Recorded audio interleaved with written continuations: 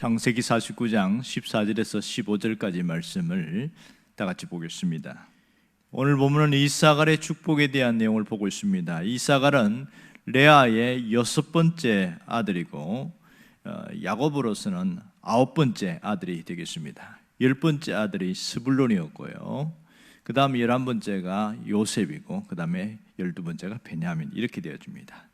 자, 이사갈 이 부족들은 모세 시대에 5만 4천 명의 군사를 일으킬 정도로 탁월한 이 지파 중에 하나입니다. 지중해 주변에 붙어 있는 동네인데 이스라엘 지역 중에 가장 비옥한 동네 중에 하나입니다. 자, 야곱은 이사갈에 대해서 이렇게 축복합니다. 양 우리 사이에 꿀안장한 건장한 나귀로다. 이사갈을 나귀에 비유하는데 그것도 짐을 싣고 가는 건장한 당나귀와 같더라, 이렇게 얘기를 하고 있습니다. 근데 야곱은 왜 이사갈을 나귀라고 이렇게 비유를 했을까요? 이사갈 향한 축복을 가만히 보면 이게 과연 복인가, 이런 생각이 들게 합니다. 그저 평범한 격려나 덕담 정도로만 들리고 있는 것이지요. 근데 오늘 이사갈의 특성이 두 가지인데, 하나는 건장한 나귀 모습, 그러니까 이 짐을 싣고 가는 건강한 나귀. 이 당시에는 나귀가 상당한 그 운반 수단으로서 귀중한 가치로 여겨진 건 맞습니다. 또 하나의 특성은 뭐냐면 양 사이에 꿀 앉았다, 이렇게 나오고 있습니다. 그런데 다른 이 양 사이에 꿀 앉았다는 것은 성격이 굉장히 좋다는 뜻이지요.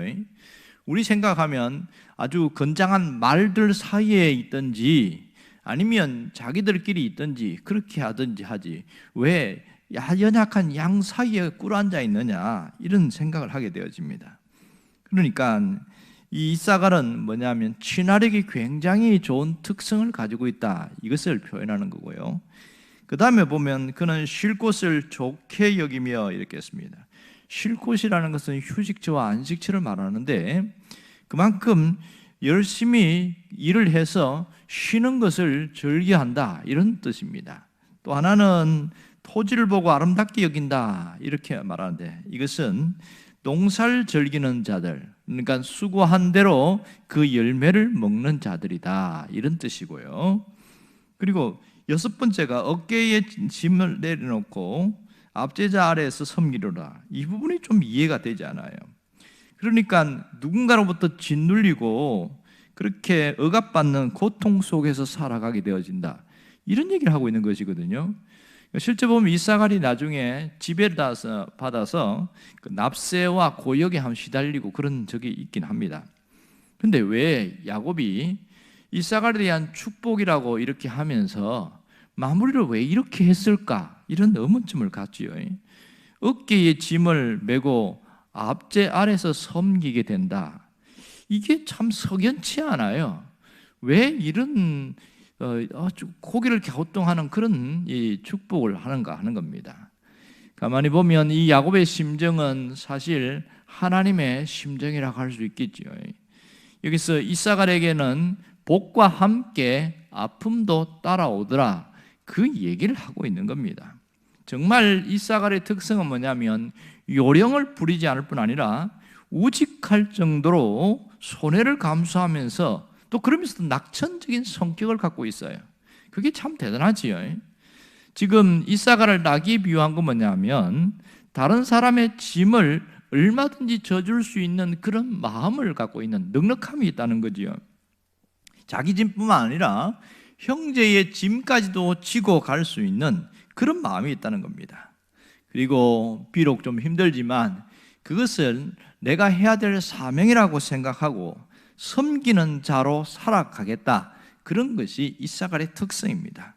그러니까 섬기는 자의 복과 함께 섬기는 아픔도 함께 있다는 것을 보여주고 있습니다. 정말 이사갈 같은 사람은 일도 많고 열매도 많지만 그에 따른 아픔과 고통도 따라온다는 것을 오늘 보여주고 있습니다. 우리 주변에 보면 이사갈 같은 그런 특성을 갖고 있는 분들이 있습니다. 어깨에 짐을 잔뜩 지고 열심히 나르는 그런 모습이지요. 그러니까 사람들 사이에 뭔가 짐을 내려놓지 못하고 지고 가고 있습니다. 그것도 자신의 짐이 아니고 남의 짐을 지면서 아우 힘들어 하면서 그렇게 가는 분들이 있지요. 교회 안에 보면 참 안타까운 사람들이 종종 있는데 그 사람들을 보지를 못하고 저걸 도와주지 않으면 견디지 못하는 그런 분들이 있습니다. 그런 것이 바로 이사갈 같은 특성을 갖고 있지요.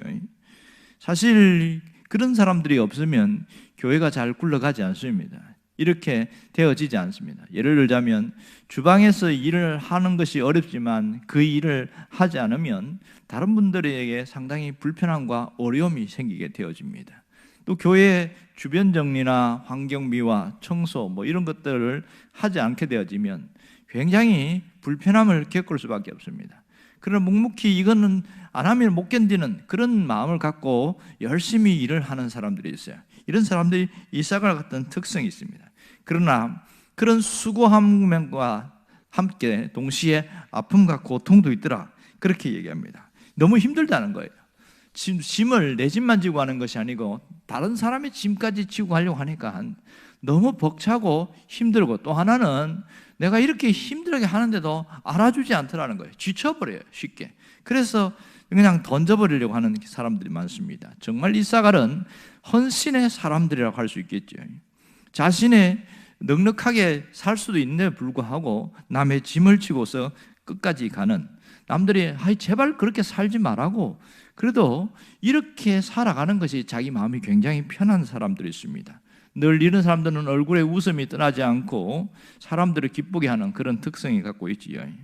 자, 이사갈에 대한 태도가 두 종류로 나타나고 있습니다.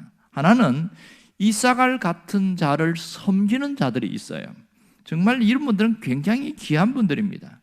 그러니까 예를 들어서 교회당에서 예배당을 청소하는 사람들이나 주방의 일을 도맡아 하고 구전 일을 도맡아 하는 사람들이 있지요. 또 차량 운행 이런 거. 근데 그렇게 하는 사람들을 보면서 측은한 마음으로 밥 사주고 또 차도 사주고 음료도 갖다 주고, 그리고 뭐 이것저것 또 말로 격려도 해주고 수고 참 많이 한다고, 당신 같은 분이 없으면 우리 교회는 안 돌아간다고 이러면서 이제 해줄 때 그분들이 막 기가 사는 거예요. 얼마나 힘이 되는지 몰라요. 이분이, 그러니까 이사갈을 섬기는 자들이 또 굉장히 귀한 분들입니다. 반면에 오히려 이사갈 같은 사람들을 외면하는 사람도 있습니다. 무시하고 아주 함부로 대하는 그런 사람들이 있습니다. 종종 남들을 섬긴다고 해서 자신보다 못한 존재처럼 생각하고, 어떤 경우에는 마치 이사갈 같은 사람들을 자기가 부려도 괜찮은 존재처럼 그렇게 함부로 취급하는 그런 사람들이 있습니다. 이런 사람들 때문에 상처를 받게 되어지고 아픔이 있는 거지요. 내가 굳이 저 사람한테서 이런 처우와 이런 그런 취급을 받을 필요가 뭐 있냐? 그런 굉장히 속상한 게 굉장히 많게 되어집니다. 이것이 이사갈 같은 사람들이 겪고 있는 아픔과 고통이라고 할 수 있습니다. 지금 우리 주변에 어떤 자가 있는지 한번 돌아보면 좋겠습니다. 정말 놀라운 것은 이런 이사갈 같은 섬김에는 하나님의 특별한 복이 있다는 겁니다. 하나님의 복은 더 크게 주어집니다. 섬김의 아픔도 있지만 복도 더 크다는 사실을 우리가 잊지 말아야 됩니다. 힘겨움과 어려움을 충분히 견디고 내면 하나님은 이사갈 같은 사람을 절대로 가만두지 않습니다. 그게 뭐냐면 그 축복 중에 하나는 건강함과 풍성함이라고 말하고 있습니다. 하나는 건강함입니다. 이사갈 같은 사람들에게는 하나님께서 주시는 게 뭐냐면 올 질병도 하나님이 피해가게 하시는 특별한 건강함을 주시는 게 있고요, 또 하나는 풍성함을 부어주십니다. 이렇게 하나님 앞에 순수한 마음으로 그렇게 하는 사람은 풍성함이 있습니다. 그런데요, 이사갈 같은 사람들이 갖고 있는 단점 중에 하나는 뭐냐면 불평이에요. 일을 하면서 불평하는 거예요. 왜 나만 이걸 해야 되냐 불평하고, 저 사람은 뭔데 안 하냐고 불평하고 막 이러는 경우들이 종종 있습니다. 그런 사람들은 이런 복에서 제외될 가능성이 굉장히 많습니다. 정말 이사갈 같이 헌신하고 섬기고 있는데 왜 이렇게 하나님이 예비한 건강함과 풍성함이 없느냐? 그것은 불평이 자꾸 내 입에서 떠나지 않기 때문에 나타나는 현실입니다. 하나님 앞에서 하는 순수한 봉사와 헌신은 정말 하나님이 주시는 이 건강함과 풍성함의 복이 있다는 것을 우리가 깊이 생각해야 됩니다. 그러므로 우리가 섬김의 한계를 극복해야 됩니다. 섬김을 뛰어넘을 수 있어야 됩니다. 주저하게 만드는, 섬김을 주저하게 만드는 일들이 있죠. 그게 뭐예요? 속상하게 하는 거예요. 속상하게 하는 것. 그것을 뛰어넘어야 됩니다. 우리가 섬김을 포기하면 내가 받을 복조차도 던져버리는 그런 경우가 있습니다. 가끔 말 한마디 때문에 기분이 상해서 내가 이거 안 해도 뭐 사는데 하면서 확 집어 던지는 사람들이 종종 많습니다. 그리고 오해를 당하는 사람들이 있습니다. 그렇게 해서 이게 이사갈의 아픔이죠. 이렇게 해서 주저앉고 포기하는 사람들이 굉장히 많은데 주님은 그럴지라도 끝까지 섬기는 자리로 나가기를 원하십니다. 예수님도 이 땅에 오실 때에 섬기는 자로 오셨습니다. 최고의 이사갈 같은 분은 예수님이었습니다. 예수님은 정말 자신의 몸을 던져서라도 섬기러 왔습니다. 그래서 마태복음 20장 28절에 보면 유명한 말씀하시지요. 인자가 온 것은 섬김을 받으려 함이 아니라 도리어 섬기려 하고 자기 목숨을 많은 사람의 대속물로 주려 합니다. 주님은 그냥 몸만 섬긴 게 아니고 목숨을 던져서 우리를 섬겨주셨다는 사실을 놓지 않아야 됩니다. 그래서 예수님이 이 땅에 계실 때에 누구든지 으뜸이 되고 크고자 하는 자들은 섬기는 자가 되라, 그 얘기를 한 얘기 있습니다. 정말로 모든 사람들의 종이 되어지고, 이건 뭐냐면 섬기는 자, 그렇게 되을 때 정말 복의 비결이다, 이 얘기를 하고 있습니다. 놀라운 것은 하나님은 섬기는 자를 확실히 책임져 주신다는 사실입니다.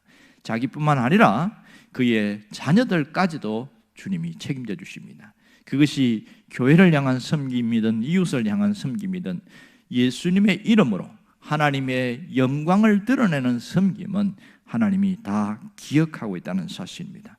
그 책임 중에 가장 큰 것은 경제적 책임입니다. 하나님께서 물질이 새어나가는 것을 막아주시고, 또 하나님이 어떤 통로를 통해서든지 하나님이 열어주셔서 궁핍하지 않게 하는 것이 바로 이사갈 같은 사람이 주시는 복입니다. 우리가 하나님 앞에 섬기면서 해야 될 게 뭘까요? 내가 섬기면서 하나님께 구해야 됩니다. 하나님, 내가 이사갈 같은 그런 마음으로 내가 섬깁니다. 주님 말씀하신 것처럼 건강의 복을 주시고 경제의 복을 열어주십시오. 이것이 대단히 중요합니다. 혹시 우리가 오늘 이 자리에서 잃어버린 섬김을 회복하기를 원합니다. 잃어버린 섬김을 회복하면 축복의 자리로 나아갈 수 있다는 사실입니다. 두 가지를 꼭 해야 되는데, 내가 섬김의 자리로 나가는 겁니다. 직접 이사갈 같은 사람을 섬기든지, 또는 이사갈 같은 사람을 내가 이사갈이 되든지, 그것과 함께 그리고 이사갈 같은 사람들을 격려해주고 위로해주는 그런 사람으로 나가는 것 대단히 중요합니다. 하나님은 우리의 작은 움직임, 몸짓, 헌신을 통해서 하나님은 내일의 복을 열어간다는 사실을 놓지 않기를 원합니다. 앞으로의 삶이 하나님이 주시는 복의 세계로 열리기를 원한다면 이사갈의 축복을 깊이 생각할 수 있기를 간절히 바랍니다. 기도하겠습니다. 우리 가운데 하나님의 역사하심을 감사드립니다. 연약한 자를 일으켜주고 또 하나님 앞에서 섬기는 자로 나아가게 될 때에 이사갈처럼 하나님이 이렇게 귀한 복을 열어가심을 감사합니다. 주여, 우리도 하나님께서 야곱에게 선포한 이 자녀들이 각각의 복을 누릴 수 있도록 도와주시옵소서.